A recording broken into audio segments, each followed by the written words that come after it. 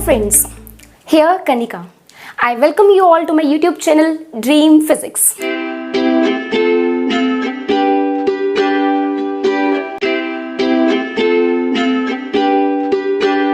I hope you all are doing great. तो हम कर रहे थे chapter number first of class 11th that is the physical world chapter के under हम टॉपिक पढ़ रहे थे डायमेंशन ऑफ फिजिकल क्वांटिटी। तो अगर आप डायमेंशन ऑफ फिजिकल क्वांटिटी को डिटेल में समझना चाहते हो तो आप हमारा पिछला लेक्चर देख सकते हैं। मैं एक बार फिर बता देती हूँ कि हमारे पास डायमेंशन ऑफ फिजिकल क्वांटिटी का क्या मतलब है, क्योंकि आज हम उस डायमेंशनल इक्वेशन या डायमेंशनल फॉर्मूला के एप्लीकेशंस पढ़ने जा रहे हैं। इस डायमेंशनल एनालिसिस से हमें क्या लाभ हुआ वो आज हम पढ़ने जा रहे हैं। देखिए, हमें पता है कि मास, लेंथ, टाइम, ये तीन डायमेंशन फंडामेंटल डायमेंशंस होते हैं। मास, लेंथ, टाइम फंडामेंटल क्वांटिटीज होती हैं और इन तीन फंडामेंटल क्वांटिटीज के जो हमारे डायमेंशंस होते हैं मास, लेंथ, टाइम, और डायमेंशन को हम हमेशा स्क्वायर ब्रैकेट में रिप्रेजेंट करते हैं। अब कोई भी एक फिजिकल क्वांटिटी है, फॉर एग्जांपल क्यू, ओके। अब उस फिजिकल क्वांटिटी के यूनिट जो है उसमें अगर मास की यूनिट का ए टाइम आ रहा है, लेंथ का बी टाइम आ रहा है एंड टाइम का सी टाइम आ रहा है, ओके मतलब इसके यूनिट बनाने के लिए मास की जो डायमेंशन या यूनिट है उसको ए की रेज टू पावर उसकी ए करनी पड़ रही है, लेंथ की बी करनी पड़ रही है और टाइम की सी करनी पड़ रही है। तो ये जो ए बी सी है ये कहलाता है फिजिकल क्वांटिटी का dimension. A is the dimension with respect to mass, b is the dimension with respect to length and c is the dimension with respect to time. और ये कहलाती है हमारी this dimensional equation and this is the dimensional formula. हाँ जी, तो हमने इससे पिछले लेक्चर में यूनिट्स के बारे में भी पढ़ा था कि अगर मुझे मान लो ये डिस्टेंस मेजर करना है, if I want to measure this distance, तो मैं एक यूनिट सेट करूंगी। जैसे मैंने आपको बताया था कि मान लो मैंने अपने हाथ एक यूनिट सेट कर लिया जो मेरा हाथ का साइज है, ओके। तो अब इसका मतलब अगर मुझे इसका डिस्टेंस मेजर करना है तो मैं ये देखूंगी कि मेरे हाथ जो मैंने यूनिट माना है उसका कितना गुना इसके अंदर आ रहा है। इसके अंदर आ रहा है 1.5। इसका मतलब इसका मैग्नीट्यूड जो है, इसकी जो लेंथ है, it is equals to 1.5 times my hand. समझ आ गई मेरी बात? अब अगर मैं यूनिट को चेंज कर दूं, मान लो पापा का हाथ है, मेरे हाथ से बड़ा होगा ना, तो मान लो वो पापा का हाथ जो है वो पूरा एक आ रहा है, तो इसकी लेंथ जो हो जाएगी 1 टाइम्स पापा का हाथ। इसका मतलब यूनिट के चेंज करने से, बच्चों ध्यान से समझो, इसी पे ही इस पॉइंट पे ही बेस्ड है हमारी पहली एप्लीकेशन। क्या बताना चाह रही हूं मैं कि अगर हम यूनिट को चेंज कर देते हैं, ओके, जब हमने यूनिट को चेंज कर दिया तो क्या चीज बदलती है? क्या उसकी लेंथ बदल गई? नहीं, ये लंबा, मैंने पापा का हाथ लेके आई तो ये लंबा तो नहीं हो गया या छोटा तो नहीं हो गया, इसकी लेंथ तो उतनी है। तो कोई भी फिजिकल क्वांटिटी को मेजर कर रहे हैं तो जब हम उसके यूनिट चेंज करते हैं तो उसका मैग्नीट्यूड चेंज नहीं होता। क्या चेंज होता है फिर यूनिट चेंज करने से? वो जो न्यूमेरिकल वैल्यू है, नंबर ऑफ टाइम्स, वो चेंज होता है कि पापा के हाथ का एक टाइम मतलब 1 टाइम्स पापा का हाथ इसमें आ रहा है एंड मेरा 1.5 टाइम आ रहा है। तो ये जो न्यूमेरिकल वैल्यू होती है, this gets changed when we change the unit to measure a particular physical quantity. Note it that it's magnitude doesn't change. हाँ जी, तो अब हम इसके पहले एप्लीकेशन के बारे में देखते हैं, conversion of one system of unit into other. मान लो हमारे पास 2 सिस्टम्स हैं, ओके जी। एक सिस्टम में हमारे पास क्वांटिटी है, कोई फिजिकल क्वांटिटी, उसके एक सिस्टम जो है उसके अंदर जो यूनिट है वो है मेरे पास उसके U1, मतलब उस फिजिकल क्वांटिटी के एक सिस्टम में यूनिट है U1 और दूसरे सिस्टम में यूनिट है U2। मान लो उस मैंने आपको बताया कि यूनिट चेंज करने से मैग्नीट्यूड चेंज नहीं होता। अगर Q उसका मैग्नीट्यूड है तो मैग्नीट्यूड डज नॉट चेंज। तो U1 U2 अगर यूनिट्स है तो मैग्नीट्यूड Q ही रहेगा, जब U1 यूनिट लिए तब भी, जब U2 यूनिट लिए तब भी, ओके। क्या चेंज होता है? न्यूमेरिकल वैल्यू, कि मतलब जब हमने U1 यूनिट लिए तो इसकी न्यूमेरिकल वैल्यू N1 थी, मतलब N1 टाइम्स ऑफ U1 आ रहा है Q में, या फिर जब U2 लिए तो उसकी न्यूमेरिकल वैल्यू क्या थी? N2 थी। बच्चों, यूनिट चेंज करने से N1 N2 numerical value change हुई है, ओके जी। तो ये हमारी पहली इक्वेशन बन गई। एक फिजिकल क्वांटिटी, उसके यूनिट अगर एक सिस्टम में U1 है, दूसरे सिस्टम में U2 है, ओके और Q उसका मैग्नीट्यूड है, तो हमने ये इक्वेशन बना ली that magnitude is equals to n1u1 if u1 is the unit और n2u2 if u2 is the unit. Okay जी, नेक्स्ट चलते हैं आगे फटाफट। उसके बाद वो ये कहता है मान लो जिस सिस्टम में इस फिजिकल क्वांटिटी की यूनिट u1 है, उस सिस्टम में फंडामेंटल क्वांटिटीज के यूनिट मतलब मास, लेंथ, टाइम, चर्बी मतलब मास, ओके, लेंथ एंड टाइम, इन तीनों के यूनिट हैं m1, L1, T1। क्या है ये? These are the fundamental units that is of mass, of length, of time in first system जिसमें Q के यूनिट U1 है, और जिस सिस्टम में Q के यूनिट U2 है उसमें मास, लेंथ, टाइम के यूनिट्स हैं M2, L2, T2। अगर CGS होगा तो होगा ग्राम, सेंटीमीटर, सेकंड। अगर MKS होगा तो होगा किलोग्राम, मीटर, सेकंड। समझ आ गई मेरी बात? तो इस तरह से हमारे पास ये हो गया। और हम सपोज कर लेते हैं, मान लो A, B, C क्या है? डायमेंशंस हैं इस फिजिकल क्वांटिटी। अब आप पूछोगे किस में डायमेंशन? इस वाले में, इस वाले में। बहुत बेसिक सी चीज है कि डायमेंशन जो है वो इस पे निर्भर नहीं करती कि आप कौन सा सिस्टम चूज कर रहे हो। ओके, डायमेंशन इस पे चूज नहीं करती कि आप कौन सा सिस्टम चूज कर रहे हो। डायमेंशन जो है वो कांस्टेंट है, मतलब अगर वो इस सिस्टम में इसकी डायमेंशन ABC तो इस सिस्टम में भी ABC, मतलब इसके यूनिट इस सिस्टम में किससे बने हैं? M1 की पावर A से, L1 की पावर B से और T1 की पावर C से बने हैं। ओके, और इस सिस्टम में जो यूनिट है that is U2 is this unit of the physical quantity in this system, वो किससे बना है? M1 की पावर किससे? उसी से जिसमें यहां पर मतलब ABC the dimensions does not change, it doesn't depend upon the system of unit we are choosing. Okay, तो इट इज M2 की पावर A, L2 की पावर B, T2 की पावर C। वाई एक बार और देखिए कि यहां पर M1, L1, T1 है जब U1 यूनिट, तो ये यूनिट कैसे बनी? M1 की पावर A, B एंड इसकी पावर C, क्योंकि ABC इसके डायमेंशन। अगर डायमेंशन एक यूनिट में ABC तो दूसरे यूनिट में भी क्या होंगे? ABC ही होंगे। ओके, अब क्या करो? U1, U2 इसको इक्वेशन नंबर दे दो सेकंड, इसको इक्वेशन नंबर दे दो थर्ड। U1, U2 इस second equation and third equation को फर्स्ट में पुट करो, तो आपके पास यहाँ जाएगा N1, U1 की पुट करो that is M1, sorry I'm so sorry, dimension को कैसे लिखते होते हैं? स्क्वायर ब्रैकेट्स में। ओके, तो आपने ये गलती नहीं करनी है। इट इज M1 की पावर A, L1 की पावर B, T1 की power C। It is N2 times M2 की पावर A, L2 की पावर B, T2 की पावर T2, नाम ही बन गया T2, T2 की पावर C। कईयों का नाम होता है ना T2, और T2 इधर आ, ठीक है। तो अब हमने यहाँ पर क्या करा? N1 this times and this times, यहाँ से निकाल लो N2, ठीक है जी। तो N2 आएगा मेरे पास, सिंपल क्रॉस मल्टीप्लीकेशन यहाँ पे आके डिवाइड हो जाएगा, N1 टाइम्स M1 की power A, L1B, T1 C। फटाफट करो फटाफट, ये आ जाएगा M2A, L2B, T2C। ये आ गई मेरे पास बात, मतलब मेरे पास इक्वेशन आई है N2 equals to N1, M1 की पावर A, L1 की पावर B, T1 की power C divided by M2 की पावर A, L2 की पावर B एंड T2 की पावर T2 भाई साहब की पावर C। ओके, अब क्या करो? M1 M2 मास के एक तरफ रख लो, तो ये आ जाएगा N1, ये पावर सेम है ना, तो इसको हम लिख सकते हैं M1 ओवर M2 की power A, L1 over L2 की power B, T1 over T2 की पावर C। इसका मतलब अगर आपको बताया हुआ है कि U1 यूनिट से U2 में जाना है, तो आपको पता है कि N1 U1 equals to N2 U2। N1 भी आपको देंगे कि इतने टाइम्स U1 था तो कितने टाइम्स U2 होगा, ये आपको बताना होगा। न्यूमेरिकल्स में भी हम करेंगे एक सेकंड में। तो N1 भी आपको देंगे, U1 भी देंगे कि इस U1 से इस यूनिट में जाओ, U2 भी आपके पास होगा। आपको बात आती है N2 की, और N2 की बात क्या आती है? हम तो निकाल ही लिया, हमने तो सीख लिया। N2 की फॉर्मूला क्या होता है? It is N1 times M1 upon M2A, L1 upon L2B, T1 upon T2C। यहाँ पे N2 निकाल लो। अब इसमें हमें क्या यूज हो रहा है? ABC, ये भी प्रोवाइडेड होगा। अभी एक एग्जांपल करेंगे, सब प्रोवाइडेड है। N2 निकाली, यहाँ N2 की वैल्यू पुट की, हमारे पास ये इक्वेशन आ गई कि N1 U1 is equals to N2 U2।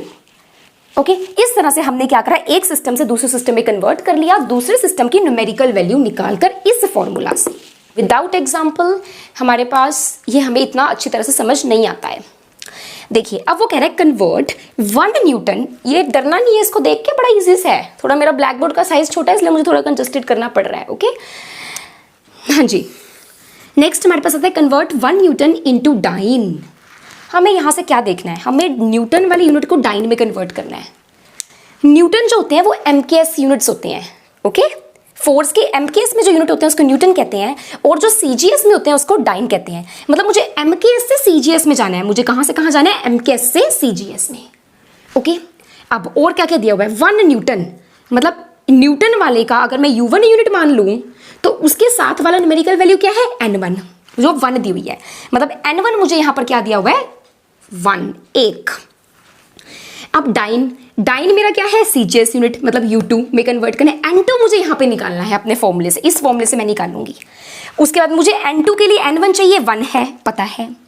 मुझे ABC चाहिए, ABC हमें पता है फोर्स की डायमेंशंस क्या होती हैं, फोर्स का जो डायमेंशनल फॉर्मूला होता है वो होता है MLT-2, ये मैं पिछले लेक्चर में आपको करा चुकी हूँ। तो MLT-2 मतलब A1 B1 C-2, ABC भी रहेगी। अब ये M1 L1 T1 क्या है, MKS है ना, U1 मतलब जो फर्स्ट सिस्टम है MKS है, और MKS में किलोग्राम मीटर सेकंड होते हैं यूनिट्स, तो यहाँ पे हमने लिख दिया kilogram metre second. M1 L1 T1 क्या है, किलोग्राम मीटर सेकंड। वो CGS था तो M2 gram centimetre second, CGS unit हो गई, ओके। अब किलोग्राम को ग्राम से काट सकते हैं, नहीं, किलोग्राम को ग्राम में कन्वर्ट करो या ग्राम को किलोग्राम में कन्वर्ट करो। मैंने आपको ये बताया है कि MKS से CGS में कन्वर्ट करना इजी होता है क्योंकि वो मल्टीप्लीकेशन है, CGS से MKS में मुश्किल होता है क्योंकि वो डिवीजन है, ओके जी। तो यहां पर आएगा किलोग्राम में हो गया 1000 ग्राम, मीटर को लिख दिया 100 सेंटीमीटर, सेकंड तो भाई सेकंड ही थे, ठीक है, दोस्त थे, इसने काट दिया, ये टर्म तो हमारी आएगी ही नहीं, ओके जी। तो ये आ गया मेरे पास, ग्राम से ग्राम कैंसिल हुआ, ये आ गया 1000 की पावर 1 इज 1000, 100 सेंटीमीटर, सेंटीमीटर से सेंटीमीटर कैंसिल हुआ, 100 की पावर 1 इज 100, और ये बेचारा तो कहाँ है, इसको लिखे हम, तो 1 की पावर -2 इज 1। तो इसका मतलब N2 आ गया मेरे पास 1000 into 100, that is 10 to power 5, okay. तो इसका मतलब अब मैं यहां पर लिख सकती हूँ N1 1 है, U1 न्यूटन है, U2 डाइन है। इस इक्वेशन को लिखने के लिए N2 की कमी थी और हमने उस कमी को पूरा कर दिया, N2 निकाल कर, N2 निकला हमारा 10 to power 5, यहां पे पुट करो 10 to power 5। मतलब 1 न्यूटन जो है, अगर मुझे न्यूटन से डाइन में कन्वर्ट करना है तो 1 न्यूटन 10 to power 5 डाइन के बराबर है। तो अब हमारे पास आता है the second application of dimensional analysis, that is checking the correctness of formula. मतलब आपके पास एक फॉर्मूला होगा, आपके पास एक इक्वेशन होगी जिसमें आपके पास एक राइट हैंड साइड टर्म होगी, लेफ्ट हैंड साइड टर्म होगी, एक राइट हैंड साइड टर्म होगी। आपको ये बताना होगा क्या ये फॉर्मूला जो हमें दिया हुआ ये ठीक है, ये आपको बताना होगा, ओके। तो इससे पहले आपको ये बता दें, अगर मैं आपको कहूं कि आप क्या करो, 5 एम्पियर करंट के अंदर ना 6 मीटर पर सेकेंड वेलोसिटी ऐड कर दो, जल्दी करके बताओ क्या बनेगा। 5 एम्पियर करंट के अंदर 6 मीटर पर सेकेंड वेलोसिटी ऐड करना, कर सकते हो? नहीं। करंट में वेलोसिटी कैसे ऐड कर सकते हैं? इसका मतलब वही क्वांटिटीज ऐड हो सकती हैं या वही क्वांटिटी सब्ट्रैक्ट हो सकती हैं जिनका डायमेंशन सेम है, ओके। मतलब सिमिलर यूनिट वाली क्वांटिटी ऐड या सब्ट्रैक्ट होंगी। मतलब अगर करंट में करंट ही ऐड हो सकता है और करंट ऐड होकर या सब्ट्रैक्ट होकर हमें क्या देंगे, करंट देंगे, ओके। मतलब करंट और करंट ऐड या सब्ट्रैक्ट होकर हमें कोई और फिजिकल क्वांटिटी नहीं दे सकता। समझ आ गई मेरी बात कि हम उन्हीं टर्म्स को ऐड कर सकते हैं जिनकी डायमेंशन क्या है, सेम है, या अगर कोई टर्म ऐड कर रहे हैं तो उनके डायमेंशन क्या है, सेम है, होने चाहिए, ओके। देखिए principal of homogeneity of dimension, इसमें आगे पढ़ते हैं। Principal of homogeneity of dimension क्या कहती है? ये कह रही है कि अगर आपके पास कोई फॉर्मूला दिया हुआ है, ठीक है, जिसमें आपके पास एक लेफ्ट हैंड साइड वाली टर्म है, एक राइट हैंड साइड वाले टर्म्स हैं। फॉर एग्जाम्पल आपके पास है a प्लस बी, इस तरह से यहाँ पे है c प्लस डी। वो ये कह रहा है कि जो लेफ्ट हैंड साइड पे डायमेंशन बन रहा है इस फॉर्मूला के, अगर वो डायमेंशन राइट हैंड साइड पर भी बन जाए, ठीक है, मतलब लेफ्ट हैंड साइड का डायमेंशन राइट हैंड साइड के डायमेंशन के इक्वल होना चाहिए, तभी ये फॉर्मूला करेक्ट होगा। समझ आ गई मेरी बात? अब दो इसके हो सकते हैं, दो कौन कौन से, या तो ये डायमेंशन इक्वल होगा या तो इसका डायमेंशन राइट हैंड साइड का डायमेंशन लेफ्ट हैंड साइड के डायमेंशन के इक्वल नहीं होगा। जब हमारा, ध्यान से सुना, ये पॉइंट बहुत ज्यादा इंपॉर्टेंट है, जब हमारा राइट हैंड साइड वाला डायमेंशन लेफ्ट हैंड साइड के इक्वल नहीं आता ना, तो हम ये बेझिझक कह सकते हैं कि ये फॉर्मूला क्या है, इनकरेक्ट। मतलब जब ये हमारी प्रिंसिपल फॉलो नहीं हो रहा तो हम ये कह सकते हैं कि ये फॉर्मूला क्या है, इनकरेक्ट। होमोजेनिटी का मतलब होता है सेम, कि मतलब होमोजीनियस होना चाहिए, इक्वल, मतलब सेम होना चाहिए, आइडेंटिकल होना चाहिए। ओके, तो इसका मतलब क्या होगा, जब मेरा एक साइड का डायमेंशन हम निकालेंगे, कैलकुलेट करेंगे, दूसरे साइड के इक्वल नहीं आ रहा तो हम ये कह सकते हैं कि मेरा फॉर्मूला इनकरेक्ट है। अब दूसरा केस, अगर बाय चांस मेरा ये दोनों करेक्ट, मेरा ये दोनों जो है वो इक्वल आ जाए, ठीक है, अगर ये दोनों इक्वल आ जाए तो हम ये नहीं कह सकते कि ये करेक्ट होगा ही होगा, पक्की बात। आप कहोगे आपने तो हमें कंफ्यूज कर दिया, आप तो कह रहे ये करेक्टनेस का फॉर्मूला है और आप कह रहे कि अगर ये इक्वल आ गए तो हम करेक्ट कह ही नहीं सकते, तो फिर ये करेक्टनेस कैसे बता रहा है? बच्चे दो तरह की करेक्टनेस है, dimensional correctness and physical correctness. Dimensional correctness ये कह रही है कि अगर आपका एक साइड का डायमेंशन दूसरे साइड के इक्वल आ जाए तो वो डायमेंशनली करेक्ट है, पर वो फिजिकली करेक्ट हो या ना हो वो हम नहीं कह सकते। इट मे नॉट बी और may be physically correct. For example, अगर मैं यहाँ पर एग्जाम्पल लूँ एंगुलर वेलोसिटी का, एंगुलर वेलोसिटी के भी डायमेंशन होते हैं 1/t-1 और फ्रीक्वेंसी के भी डायमेंशन होते हैं t-1। तो अगर मैं एक इक्वेशन बनाऊं, angular velocity is equals to frequency, एक साइड का डायमेंशन भी t-1, दूसरे साइड का डायमेंशन भी t-1, तो हम ये क्या आप फ्रीक्वेंसी को एंगुलर वेलोसिटी के इक्वल कर सकते हो? फ्रीक्वेंसी अलग चीज है, एंगुलर वेलोसिटी अलग चीज है। तो ये फिजिकली अगर हम कंसेप्ट के बेसिस पे देखें तो ये इनकरेक्ट है, पर फिर ये तो प्रिंसिपल को फॉलो कर रही है, तो प्रिंसिपल ये बता रही है कि ये डायमेंशनली करेक्ट है क्योंकि दोनों साइड के डायमेंशन इक्वल आए हैं, पर ये फिजिकली करेक्ट नहीं है। हमने एग्जांपल देख लिया। इसका मतलब अगर तो मेरे पास ये फॉलो नहीं हो रही, ये वाली प्रिंसिपल फॉलो नहीं हो रहा, राइट, एक साइड का दूसरे साइड के डायमेंशन इक्वल नहीं आ रहे तो वो इनकरेक्ट ही है। पर अगर आ रहे हैं तो वो डायमेंशनली तो करेक्ट है, पर फिजिकली करेक्ट हो या ना हो हम उसके बारे में कुछ श्योरिटी से नहीं कह सकते। अब हम लेते हैं इसका नेक्स्ट एग्जाम्पल, ओके, और आप अब इसके रिलेटिव एग्जाम्पल्स ट्राई करते रहिए and if you will found any doubt then please ask me in the comment section. तो अब ये आपको बताना है whether it is dimensionally correct और not. T is equals to 2π√L/g। T जो है it is time period. Time period मतलब m की पावर 0, L की पावर 0, T की पावर 1। ml लिखना जरूरी है ना, कंपेयर करेंगे फिर। ओके, 2π के कोई डायमेंशंस नहीं होते, बेचारा अकेला रह गया। √L/g, L जो है वो L होता है और G इज एक्सेलरेशन, एक्सेलरेशन होता है LT-2, length upon velocity upon time, velocity is LT-1 upon T, T ऊपर चला गया, LT-1 इंटू T-1 LT-2। मैंने आपको कराया हुआ है पिछले लेक्चर में। L से L कैंसिल हो गया, 1/T-2 ऊपर जाके T2, अंडर द रूट चलता आ रहा है, under the root of T² would be T। तो इसका मतलब क्या हो गया, इसकी डायमेंशन भी क्या आ गई, m0 l0 t1। तो यहां पर अगर मैं देखूं m0 l0 t1 on the left hand side and on the right hand side of this formula it is m0 l0 t1, so both are correct. ये बिल्कुल हमारे पास प्रिंसिपल ऑफ होमोजेनिटी बिल्कुल इट इज अप्लाइड हियर।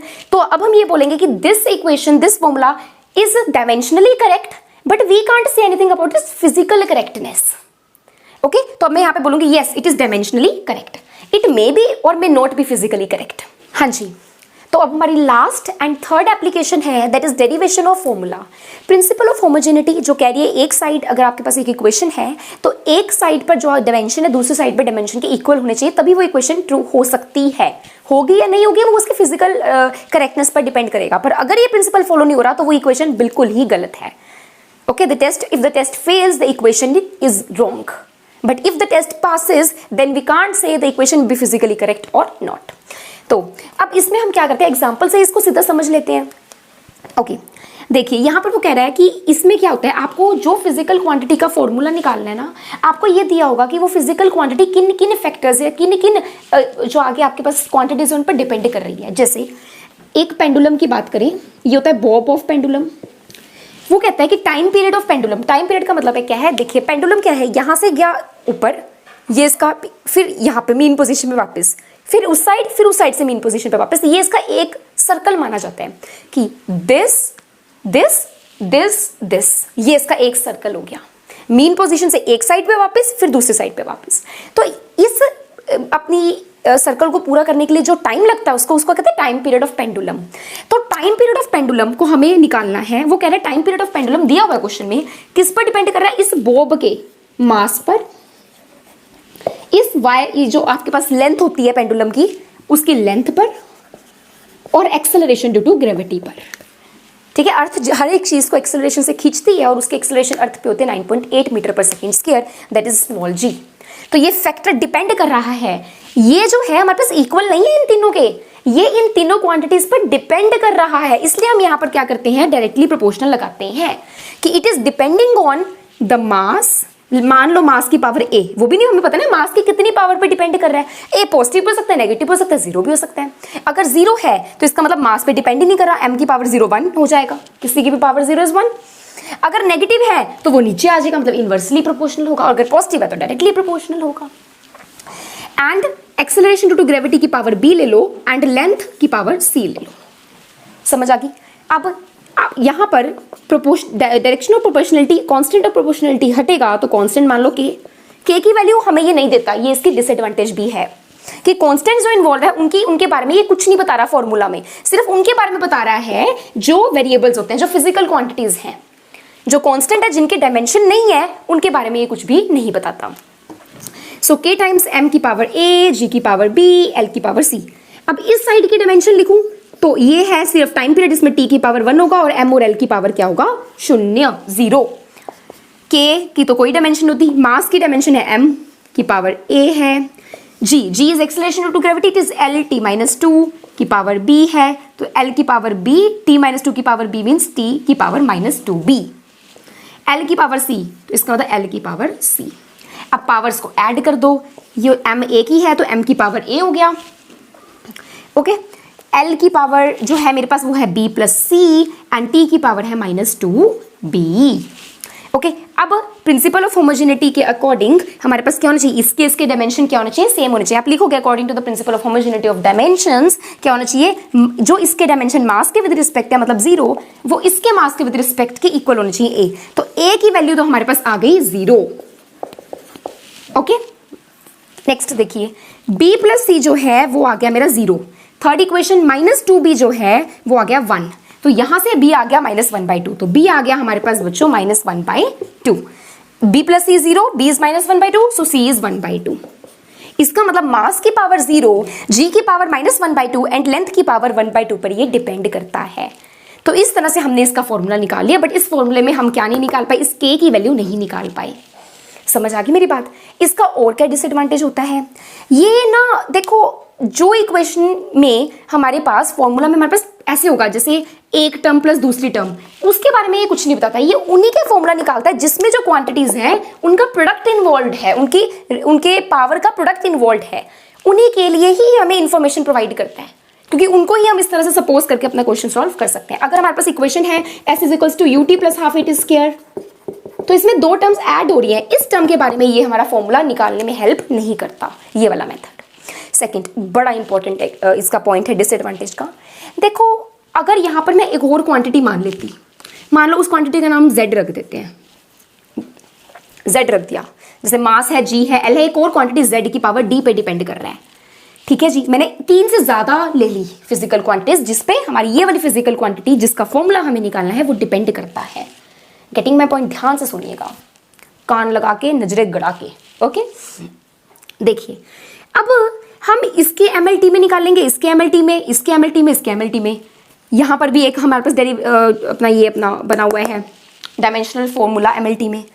अब इन सब के M इकट्ठे हो जाएंगे, एल इकट्ठे हो जाएंगे, टी इकट्ठे हो जाएंगे, फिर हम पावर्स इक्वेट कर देंगे, मतलब एम की पावर एम से इक्वेट होएगी, एल की पावर एल से, और m की पावर m से, l की पावर l से, और t की पावर t से। समझ आ गई। तो हमें कितनी इक्वेशनें मिलने वाली हैं, 3 इक्वेशनें। 3 इक्वेशनें मतलब 3 वेरिएबल्स ही हमें पता चलेंगे, a b c निकाल लो या b c d निकाल लो या कोई और 3 निकालो।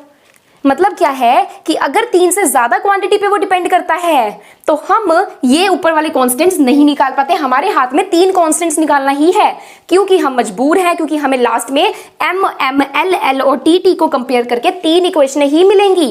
एंड 3 इक्वेशन मैथमेटिक्स कहते हैं कि 3 इक्वेशन से आप 3 कॉन्स्टेंट्स ही या वेरिएबल्स ही वैल्यू ही निकाल सकते हो। समझ आ गई मेरी बात।